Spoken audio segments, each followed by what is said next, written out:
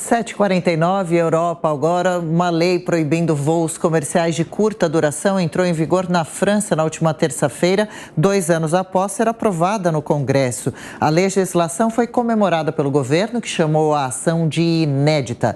Luca Bassani por aqui com a gente. Bem-vindo, Luca. Boa quarta-feira. Como funciona a lei, Luca?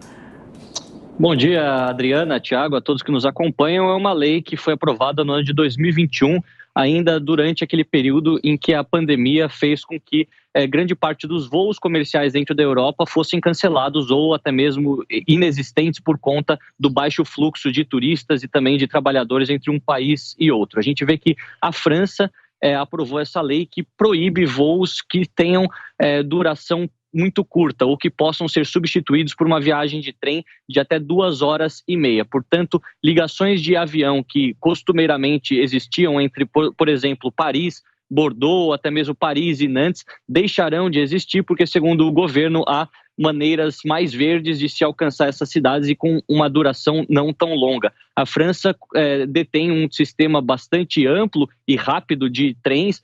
Inclusive, o ano passado, quando estive cobrindo as eleições na França, pude presencialmente verificar isso. Porém, outros países da Europa que não têm trens tão rápidos, eles temem que tal legislação possa também chegar em seus países e dificultar o trânsito das pessoas entre as cidades. Inclusive, nós vemos que, em alguns casos, as passagens de trens continuam sendo mais caras do que as passagens de avião. E, portanto, há esse aspecto econômico que deva ser considerado, segundo algumas organizações que observam ainda o efeito da inflação e do aumento do custo de vida durante esses últimos 2 anos aqui no continente.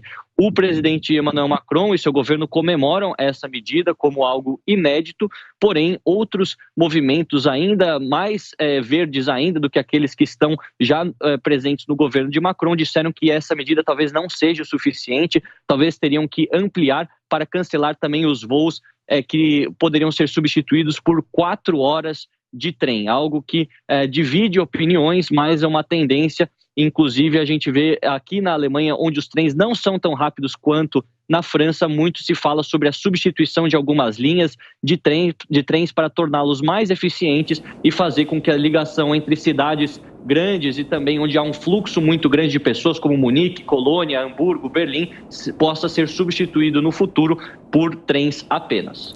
Um exemplo novo para o governo francês, então, podendo fazer esse trajeto de trem, o voo está proibido. Valeu, Luca Bassani, daqui a pouco de volta por aqui com a gente.